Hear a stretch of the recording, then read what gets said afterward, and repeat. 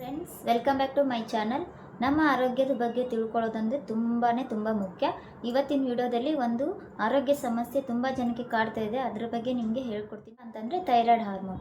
Thyroid ಯಾಕೆ ಬರುತ್ತೆ, ಹಾಗೆ ಅದರ ಲಕ್ಷಣಗಳೇನು, ಮತ್ತು ಥೈರಾಯ್ಡ್ ಬಂದಾಗ ಯಾವ್ಯಾವ ಪರೀಕ್ಷೆಗಳನ್ನು ಮಾಡಿಸ್ಕೋಬೇಕು, ಇದಕ್ಕೆ ಮನೆ ಮದ್ದು ಏನು, ಇದನ್ನು ಸಂಪೂರ್ಣವಾಗಿ ಕಂಟ್ರೋಲ್ ಮಾಡೋದು ಹೇಗೆ ಅಂತ ಈ ವಿಡಿಯೋದಲ್ಲಿ ಪೂರ್ತಿಯಾಗಿ ಮಾಹಿತಿಯನ್ನು ಕೊಡ್ತೀನಿ. ವಿಡಿಯೋನ ಕೊನೆವರೆಗೂ ನೋಡಿ.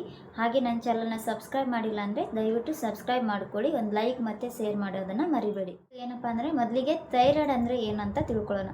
ಸೊ ಥೈರಾಯ್ಡ್ ಅಂತಂದ್ರೇನು, ಈ ಕುತ್ತಿಗೆ ಭಾಗದಲ್ಲಿ ಒಂದು ಸಣ್ಣ, ಕುತ್ತಿಗೆ ಭಾಗದ ಕೆಳಗಡೆ ಒಂದು ಸಣ್ಣ ಗ್ರಂಥಿ ಇರುತ್ತೆ.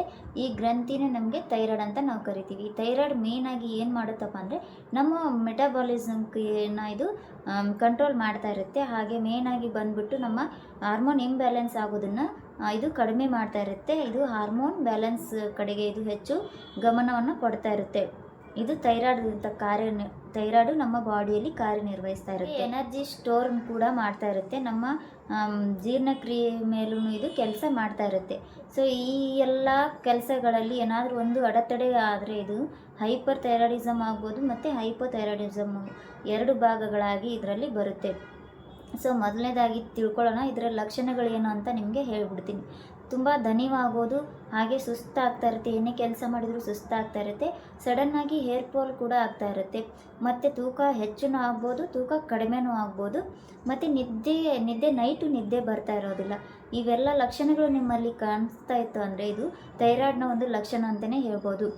ನಮಗೆ ಥೈರಾಯ್ಡ್ ಯಾಕೆ ಬರುತ್ತೆ, ಇದು ಥೈರಾಯ್ಡ್ ಬರೋದಕ್ಕೆ ಮೇನ್ ಕಾರಣ ಏನಪ್ಪ ಅಂತಂದರೆ ನಮ್ಮ ರೋಗ ನಿರೋಧಕ ಶಕ್ತಿ ಕಡಿಮೆ ಆದಾಗ, ಅಂದರೆ ಇಮ್ಯುನಿಟಿ ಪವರ್ ನಮ್ಮ ದೇಹದಲ್ಲಿ ಕಡಿಮೆ ಆದಾಗ ಈ ಥೈರಾಯ್ಡ್ ಬರುವಂಥ ಚಾನ್ಸಸ್ ಇರುತ್ತೆ. ಹಾಗೆ ನಿಮ್ಮ ಕುಟುಂಬದಲ್ಲಿ ಯಾರಿಗಾದರೂ, ನಿಮ್ಮ ಅಜ್ಜಿಗೂ ಇಲ್ಲ ಅಪ್ಪ ಅಮ್ಮಗೂ ಯಾರಿಗಾದರೂ ಥೈರಾಯ್ಡ್ ಇದ್ದರೆ ಅದು ನಮಗೆ ಬರುವಂಥ ಚಾನ್ಸಸ್ಸು ಇರುತ್ತೆ. ಅದು ಕೆಲವೊಂದಿಷ್ಟು ಜನಕ್ಕೆ ಬರುತ್ತೆ, ಇನ್ನು ಕೆಲವೊಂದಿಷ್ಟು ಜನಕ್ಕೆ ಬರೋದಿಲ್ಲ. ಮತ್ತು ಮೇನಾಗಿ ಇನ್ನೊಂದು ಬಂದ್ಬಿಟ್ಟು ಅಯೋಡಿನ್ ಪ್ರಮಾಣವನ್ನು ಹೆಚ್ಚಾಗಿ ಸೇವಿಸೋದ್ರಿಂದ ಹೈಪರ್ ಥೈರಾಯ್ಡಿಸಮ್ ಆಗುತ್ತೆ. ತುಂಬ ಕಡಿಮೆ ನಾವು ಊಟದಲ್ಲಿ ಅಯೋಡಿನ್ ತಿಂದರೆ ಅದು ಹೈಪೋಥೈರಾಯ್ಡಿಸಮ್ಮು ಆಗುತ್ತೆ. ಸೊ ಇವೆರಡೂ ನಾವು ಮೇನಾಗಿ ನೋಡಬೇಕು.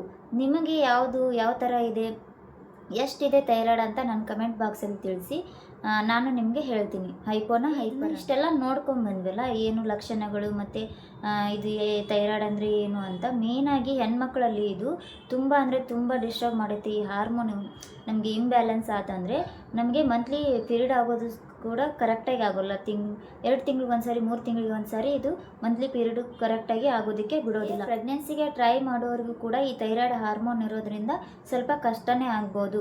ಅದಕ್ಕೆ ಇದನ್ನೆಲ್ಲ ಹೇಗೆ ನಾವು ಮನೆಯಲ್ಲಿ ನಿಯಂತ್ರಿಸ್ಬೋದು. ಆದರೆ ಪೂರ್ತಿಯಾಗಿ ಥೈರಾಯ್ಡ್ ಒಂದ್ಸರಿ ಬಂತಂದರೆ ಪೂರ್ತಿಯಾಗಿ ಇದನ್ನು ಕ್ಯೂರ್ ಮಾಡೋದಕ್ಕಾಗೋದಿಲ್ಲ. ನೀವು ಡಾಕ್ಟ್ರ್ ಹೇಳಿದ ಹಾಗೆ ಟ್ಯಾಬ್ಲೆಟ್ಸ್ನ ತೊಗೊಳ್ಳೇಬೇಕು. ಮನೆ ಮದ್ದುಗಳನ್ನು ಮಾಡೋದ್ರಿಂದ ಇದನ್ನು ಕಂಟ್ರೋಲಲ್ಲಿ ಇಟ್ಕೋಬೋದು. ಹಾಗೆ ಏನೇನು ಮಾಡಬೇಕು ಅಂತ ಹೇಳ್ತೀನಿ ನೋಡಿ. ಥೈರಾಯ್ಡ್ ನಮಗೆ ನಿಯಂತ್ರಣದಲ್ಲಿ ಇರಬೇಕು ಅಂತಂದರೆ ಕೆಲವೊಂದಿಷ್ಟು ವ್ಯಾಯಾಮಗಳನ್ನು ಮಾಡಬೇಕು. ಹಾಗೆ ಅದನ್ನು ಬೆಳಿಗ್ಗೆ ಎದ್ದ ತಕ್ಷಣ ಮೆಡಿಟೇಷನ್ ಮಾಡೋದ್ರಿಂದ ಹಾರ್ಮೋನ್ಸ್ ಲೆವೆಲ್ ಸೆಟಲ್ ಆಗಿ ಸಮತೋಲನಕ್ಕೆ ಬರುತ್ತೆ. ಮೆಡಿಟೇಷನ್ ಮುಖ್ಯವಾದದ್ದು ಅಂತಲೇ ಹೇಳ್ಬೋದು. ಹಾಗೆ ಸಮತೋಲಿತ ಆಹಾರವನ್ನು ಸೇವಿಸಿ, ನಟ್ಸು ಮತ್ತು dry fruits, green leafy vegetables ಮತ್ತು ಡೈಲಿ ಒಂದು ಎಗ್ನ ತಿನ್ನಿ.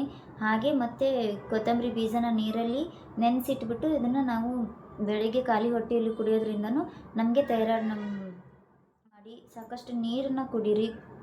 ಈ ಭಾಗದಲ್ಲಿ ಜಾಸ್ತಿ ಊತ ಇತ್ತು ಅಂದರೆ ನೀರನ್ನ ಜಾಸ್ತಿ ಕುಡೀರಿ. ಸೊ ಯಾವ ಥರ ಟ್ಯಾಬ್ಲೆಟ್ಸ್ನ ನಿಮಗೆ ಕೊಟ್ಟಿರ್ತಾರೋ ಅದನ್ನು ಸ್ಕಿಪ್ ಮಾಡೋಕ್ಕೆ ಹೋಗಬೇಡಿ. ಇವತ್ತು ನೆನಪಾರು ಬಿಟ್ಬಿಟ್ಟೆ ತೊಗೊಳ್ಳಿಲ್ಲ ಅಂತ ಹೇಳೋಕ್ಕೆ ಹೋಗಬೇಡಿ.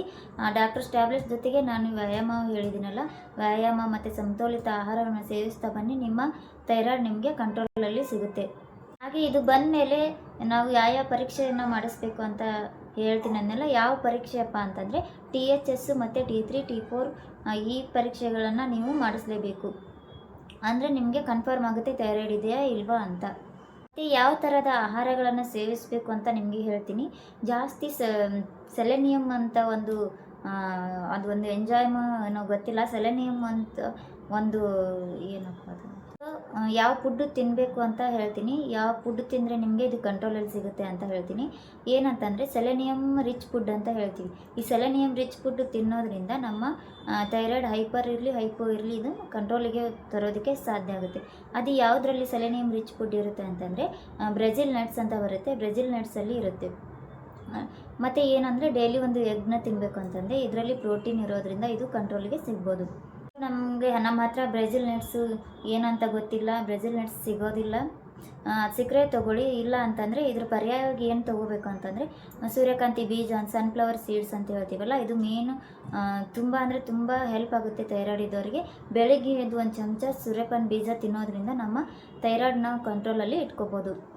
ಊಟದಲ್ಲಿ ಅಯೋಡೈಸ್ ಸಾಲ್ಟ್ನ ಯೂಸ್ ಮಾಡಿ, ಇದು ತುಂಬ ಮುಖ್ಯ. ಅಯೋಡೈಸ್ ಸಾಲ್ಟ್ನ ನಾವು ತಿನ್ನೋದು. ಮತ್ತು ಜಿಂಕ್ ಮತ್ತು ಐರನ್ ಇರ್ತಕ್ಕಂಥ ಆಹಾರಗಳನ್ನು ಸೇವಿಸ್ತಾ ಬರಬೇಕು. ಜಿಂಕ್ ಮತ್ತು ಐರನ್ ಯಾವುದರಲ್ಲಿ ಇರುತ್ತೆ ಅಂದರೆ ಪಂಪ್ಕಿನ್ ಸೀಡ್ಸ್ ಅಂತ ಬರುತ್ತೆ. ಪಂಪ್ಕಿನ್ ಸೀಡ್ಸ್ನ ನೀವು ಬೆಳಗ್ಗೆ ಖಾಲಿ ಹೊಟ್ಟೆಯಲ್ಲೂ ತೊಗೋಬೋದು.